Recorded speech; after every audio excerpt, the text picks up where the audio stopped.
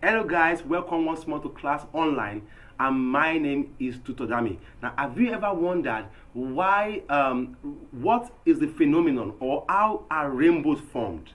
Now, if you don't know, this video is going to help address it. It's going to explain to you. Also, have you ever wondered what are the conditions by which current can flow through gases? You know, current flow through wires, right? Now, but do you know that current can flow through gases too? Now, as in current can flow through gaseous medium, that means gases can behave like wires too and help to conduct or transmit electricity. Do you know that? Now, if you don't know, I'm going to also explain that in this video. Now, this video is Jamb Physics 2016, question number 6 to number 10, and we shall be destroying physics big time in this section. Now, don't forget, if you learn something from this video, click on like button. We have loads of content that will better help you understand physics. Now let's get to number 6 now. Question number 6 says, under which of the following conditions do gases conduct electricity? Do you have any idea? Now, is it high pressure and low potential difference, or low pressure and high potential difference, or low pressure and low potential difference, or high pressure and high potential difference? Do you have any idea? Now, actually, the answer is very simple. Now, look at your fluorescent. You have fluorescent at home. We all are fluorescent. Now, inside the fluorescent, there are gases. Now, the light you see in the fluorescent is conducted by the gases within the fluorescent. Do you, like I said earlier, that gases can conduct electricity if two things are done. And one of such is that condition under which gases conduct electricity. Number one, gases conduct electricity under low pressure. The pressure of the gases must be reduced. That means air must be removed from the system, and the system must be airtight, and then the pressure will fall. So the pressure of the system must be very low, so that because the random movement of the gases is going to be a problem. You know, gases move fast. They move faster than solid and than liquid. They move randomly. Okay, so if air is removed, their movement will be reduced, and the particles can't move very fast. So there will be low pressure on the wall, and that is number one condition. But the second condition is high voltage. The voltage of the system must be high. So that means if the voltage of the system is raised, okay, the gases in the system, like your fluorescent, the gases in the system will be able to conduct electricity. So the reason why we have white bulb is because the gases in that system are white color. So if you put green gases inside the fluorescent, it will produce green light. And that's the way those bulbs are made. It has to do with the nature of the gas inside the system. And that is it. So, but these two conditions are very, very important for electricity to be conducted at all. One, the pressure must be low. Two, the potential difference of voltage must be high. And that makes option B the correct answer. Low pressure and high potential difference. Don't forget this. This is the two things you must do to be able to make gases happy with you to conduct electricity for you. So if the pressure is high, the gases will not be happy to conduct electricity for you, and that will be difficult to conduct. So that's number 6 as B. Now let's see.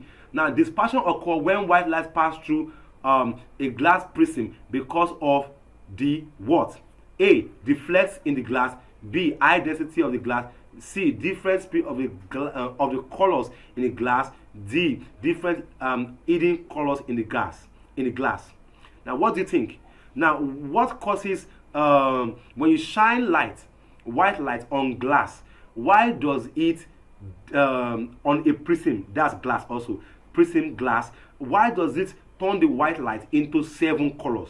You know, when you shine white light on a prism, it creates 7 colors, and those colors are also the 7 colors of the rainbow. It is the principle by which rainbow is works. It is the same principle, and here it is. It is the same principle. Now, and here it is. Here is what we have. So if you shine white light on a prism, on a glass prism, it is split into 7, and the reason is simple, very simple. It's just that when light travels from the air, when you shine it, it is in the air. It's passed through the air when you shine it, and it comes into the glass medium. Okay, when wave travels from air to glass medium, from one medium, that's the air medium, and comes into the denser medium, that's the glass medium, the wave will bend.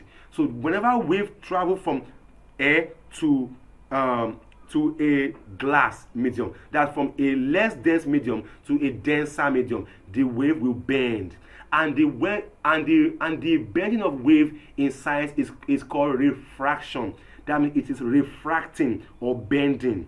Okay, now that refraction will cause this to occur. It will cause this to occur. It will cause the white light to split into 7 colors. So if white light bend, 7 colors emerge. When white light bend, 7 colors emerge. That means inside your white fluorescent light, there are 7 colors, but you can't see it unless it bends. And that is the principle for the creation of rainbow. When the sunlight is shining and the rain is falling, when rain falls and the sun shines, when the light of the sun gets into the water, because the water medium is different from air.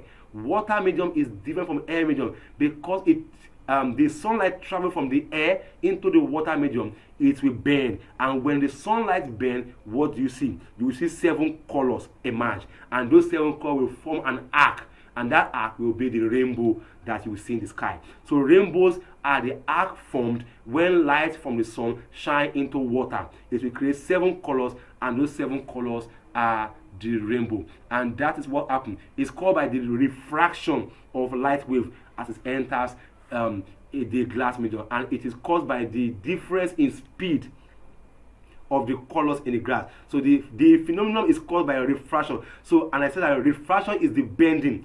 Okay, and also refraction also affects the speed, okay, of the wave. Now I didn't mention this before, but as the wave is bending, the speed changes. So that means each of the particles of the white light travel at different speed. So inside the white light, we have the red guys, we have the color red, we have the color orange, we have the color yellow, we have blue, that's Roig beef, red, orange, yellow, blue, indigo, and green, indigo, and violet. Roig beef is the formula for the 7 colors. Roig beef, R is red, O is orange, Y is yellow, G is green, B is blue, I is indigo, and V is violet. So the Roig beef formula gives us the 7 colors of light, or 7 colors of the rainbow, which is still the 7 colors of light. Okay, so that's just it. So the reason is because as it enters the water or the glass medium, it changes direction and also changes speed. So the colors travel at different speed, and therefore the colors become different.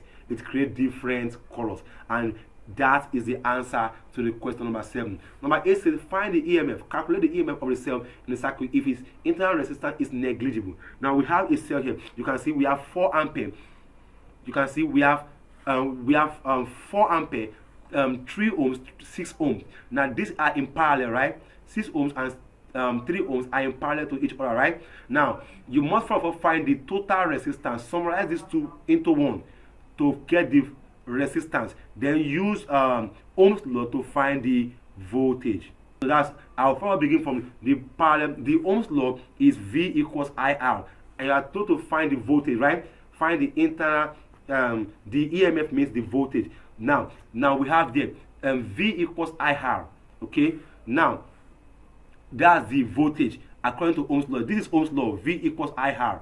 Where my V is my voltage, or my e.m.f. in this case, then my R is my current, and my R is my resistance, right? Now, but we have 2 resistances. Now you have to make them into one.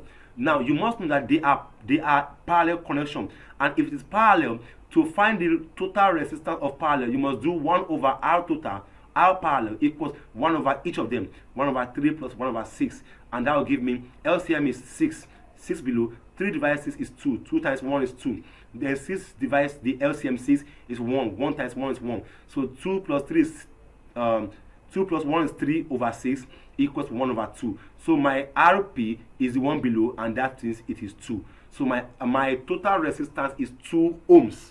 Okay, now I've gotten my resistance as 2 ohms, and I know that my current from the question here is 4 ampere. So the total of these 2 guys is 2 ohms, and this current is 4 ampere. Now plug them into the formula of ohms. So the Ohm's law, the Ohm's formula is therefore V equals I times R, right? Now what's my I? My current is 4. That's it here. Then what's my R? My resistance is 2, and that's my 2 here. 4 times 2 is 8. So my total voltage is therefore 8 ohms. Super easy. So it's just from the Ohm's law. Get your total resistance by the inversion by this formula. This is how to find total resistance for things that are parallel. And then plug it into the Ohm's law and get your answer. Easy peasy. And that's just the end for number 8. Let's check out number 9. So number 8 is D. Number 9 says an object of mass 80 kg is put on a horizontal rough ground by a force of 500 Newton. If the coefficient of static friction, find the coefficient of static friction.